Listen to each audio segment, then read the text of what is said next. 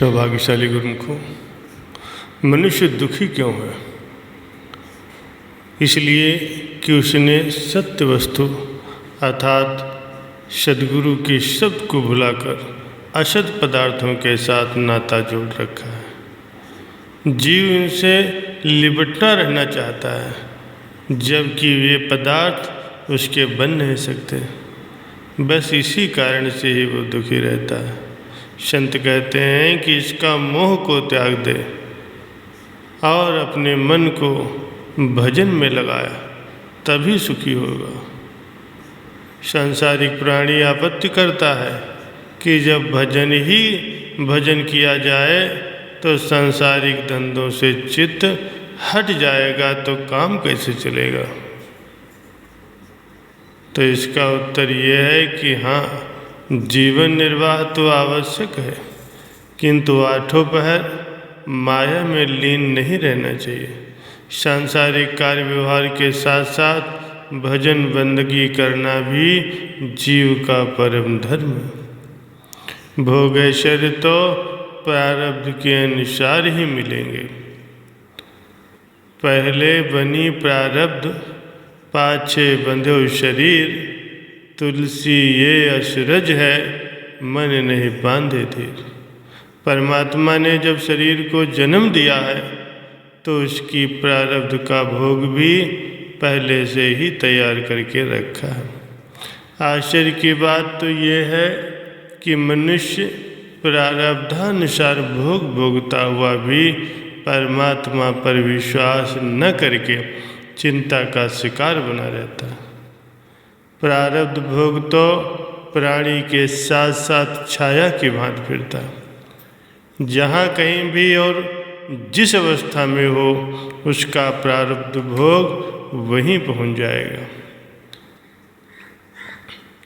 जैसा कि कहा गया है कि मालिक के चरणों में शेख शादी साहब जी प्रार्थना करते हैं कि हे दाता, तो अपने अदृश्य भंडार से नास्तिक और दुष्ट लोगों की भी आजीविका चलाता है। जब तू अपने विरोधियों पर ऐसी कृपा दृष्टि रखता है, तो अपने प्रेमियों को भला तू कैसे वंचित रखेगा? ऐसा नियति का प्रारब्ध है कि जो मालिक की याद से गाफिल है, उन्हें भी जीविका प्रदान की जाती है। फिर जो दिन रात उनके स्मरण में लगा हो, तो परमात्मा उसे कैसे वंचित रहने देगा? मालिक पर विश्वास न होने से मनुष्य चिंताग्रस्त रहता है। सच तो ये है कि मनुष्य स्वयं मालिक से प्रतिक्षण चिंता और दुख मांगता है। माया के पदार्थों की मांग करना मानो माया और उनके दुखों और चिंताओं को मांगना है। मालिक के नाम के बिना जो कुछ भी माया का पसारा है, वो सब दुखों का घर है। गुरुमुख तो सर्वदा संतोष रूपी सुख और नाम का दान मांगते हैं, जिससे मानसिक क्लेश दूर हो। मायावी पदार्थ तो इस प्रकार से हैं, जैसे ये मीठे फल जहर भरे हैं, सुख थोड़ा और विपत्ति घनेरी। संतों का कहना है कि विषय विकार आदि रस प्रकट में तो मधुर अवश्य लगते हैं, लेकिन भीतर से वे विषाक्त हैं। इनका सुख तो स्थायी और क्षणिक है, किंतु इसमें जो दुख का प्रभाव है, वह बहुत अधिक समय तक रहने वाला है। तो सुख शांति संतोष को छोड़कर दुख की याचना क्यों करनी चाहिए? विचार करो कि मनुष्य की सूरत काल और माया के अधीन हो गई है और विषया शक्ति के कारण मलिन और स्थूल हो गई है। इसका सच्चा नाता सारे शब्द से है, जो सूक्ष्म से भी अति सूक्ष्म है।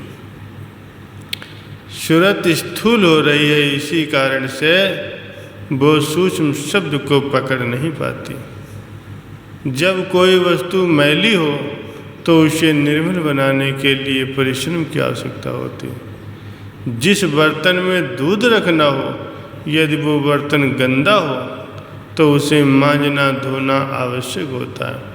इसी प्रकार शुरत को जब तक वो निर्मल नहीं हो जाएगी, वो पावन शब्द को नहीं पकड़ सकती।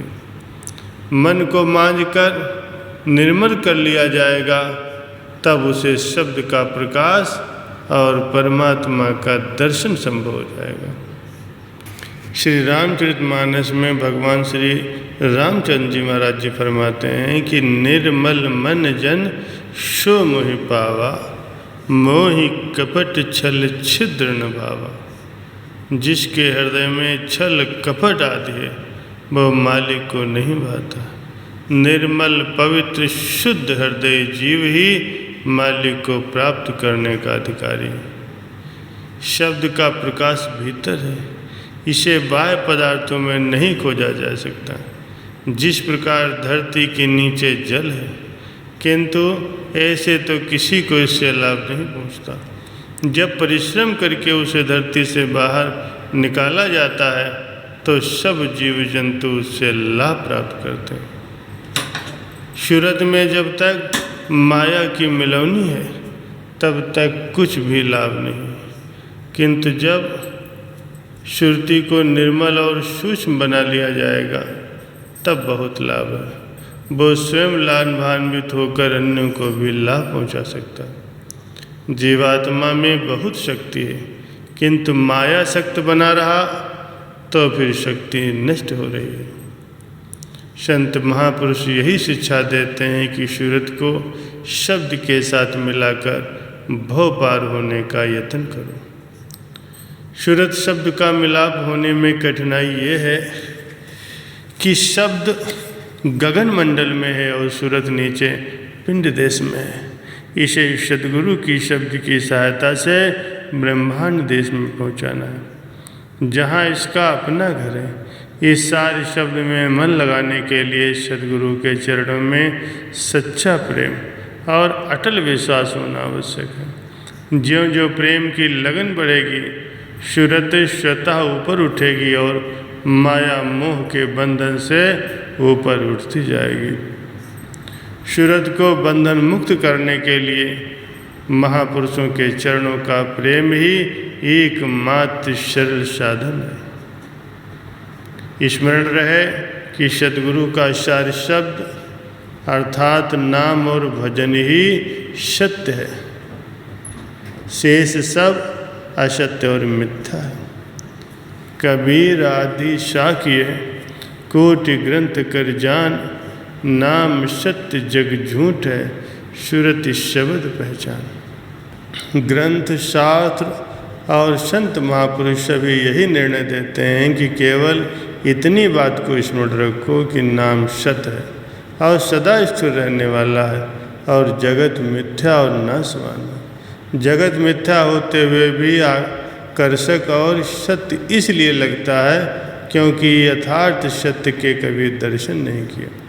जैसे खरे खोटे सोने की परख कसौटी पर होती है, उसी प्रकार जगत के स्वाभाविक स्वरूप की पहचान तब होती है जब सूरत शब्द से एकाकार हो जाती है।